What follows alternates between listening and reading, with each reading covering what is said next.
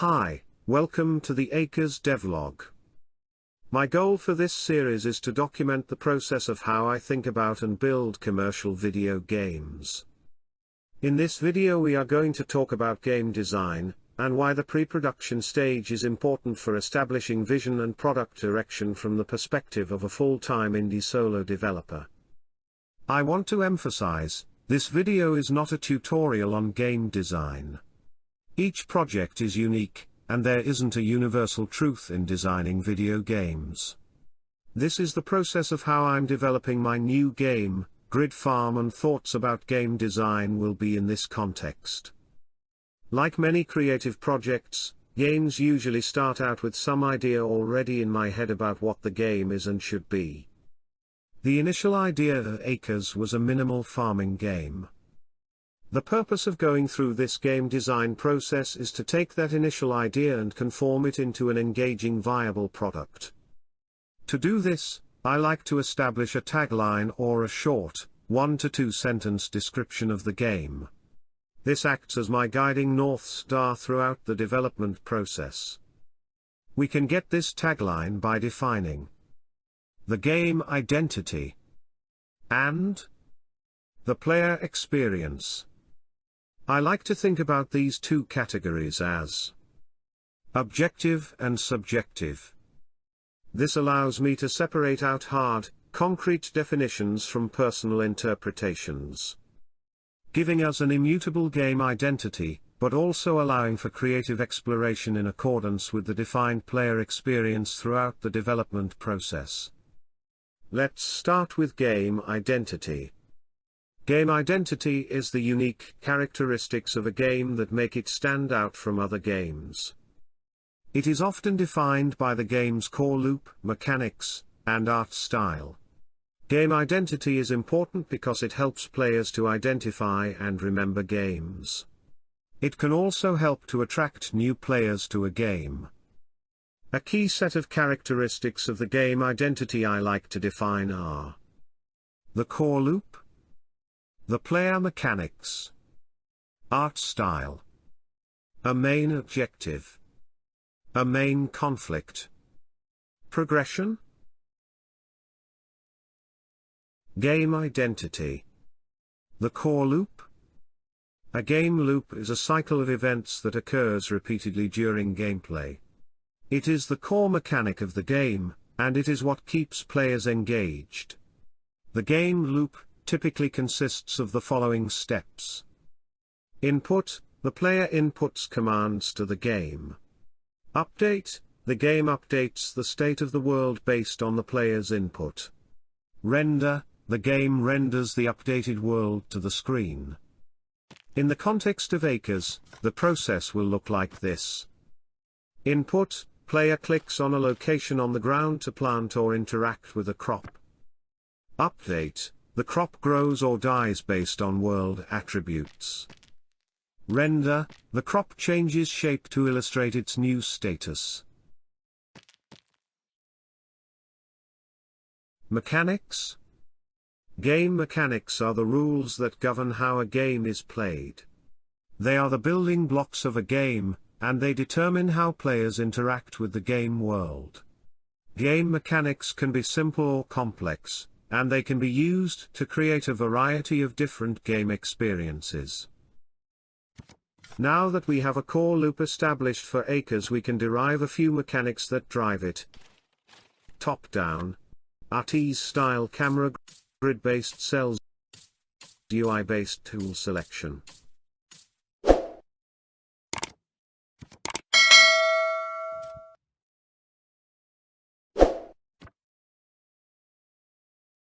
Art style. Art style in game design is the visual design of a game. It is the way that the game looks, and it can have a big impact on the game's identity and feel. Art style can be used to create a variety of different moods and atmospheres, and it can help to tell the game's story. Art style is often driven by genre, setting, theme, and technology.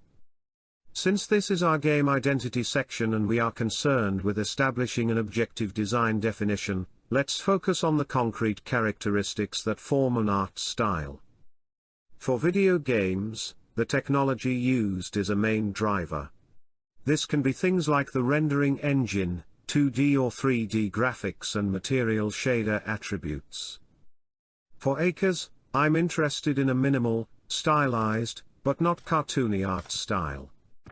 To achieve this we can use 3D models, realistic base textures, no normal maps, material-based color overlay, height gradient map shader, vertex world position offset-based wind simulation.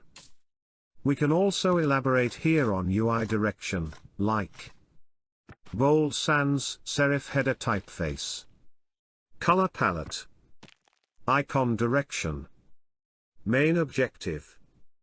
The main objective in terms of game design is the goal that players are trying to achieve.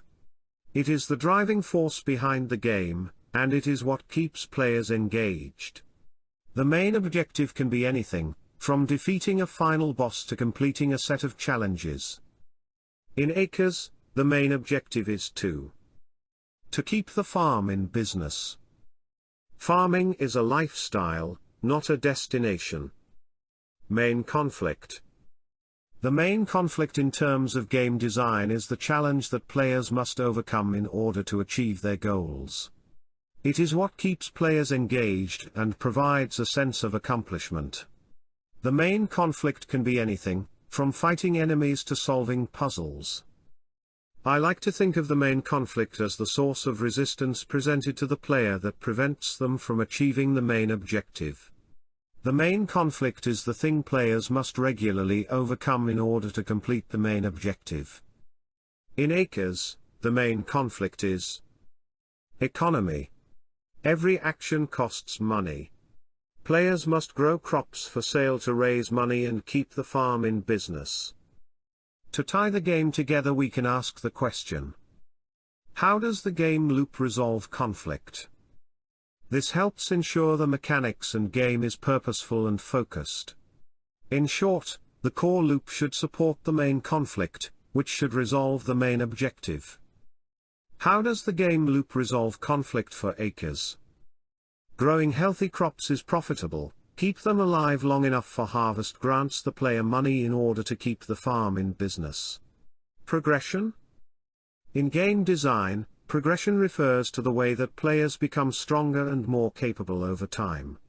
It is a key component of many games, as it provides players with a sense of accomplishment and motivation to keep playing. There are many different ways to implement progression in a game. Some common methods include leveling up. Players gain levels by defeating enemies or completing challenges. As they level up, they typically gain new abilities and stats, which makes them stronger. Acquiring new gear. Players can acquire new gear, such as weapons, armor, and items, by defeating enemies, completing challenges, or buying them from merchants.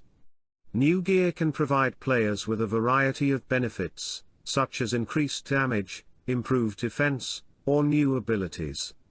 Learning new skills. Players can learn new skills by defeating enemies, completing challenges, or talking to NPCs. New skills can provide players with a variety of benefits, such as increased damage, improved defense, or new abilities. Unlocking new content. As players progress through the game, they may unlock new areas, quests, or challenges. This provides players with new things to do and new ways to improve their characters. Progression is an important part of many games, as it provides players with a sense of accomplishment and motivation to keep playing. By implementing progression in a way that is fun and rewarding, game designers can create games that are both engaging and enjoyable. For Acres, players will be able to unlock new tools and crops to aid in more efficient farming techniques to get the job done faster and more profitable. Now that we have the game's core identity established, we can now focus on the subjective aspects of the game that drives player experience. Player experience. Player experience, or PX, is the overall feeling that a player has when interacting with a game. It is a combination of many factors, including the game's mechanics, art style, story, and difficulty. A good PX will make players feel engaged, challenged, and rewarded. A bad PX will make players feel bored, frustrated, or even angry. In my experience, a good player experience is derived by setting a desired emotion state for the player. This can be done by writing down a few keywords that describe the state. For acres we can use the emotion tags: peaceful, meditative, contemplative, serene, bucolic. With this list, we can go through our game identity and establish ways that each of these elements can support different identity characteristics. Finally, now that we have a solid game design established, we can draw up our tagline. Minimalist tycoon game about building and managing a farming operation in a colorful countryside. With this, we can see how a game design has helped create a solid direction for development. Thank you for your support, and I look forward to sharing more about Acres in the upcoming devlog episodes.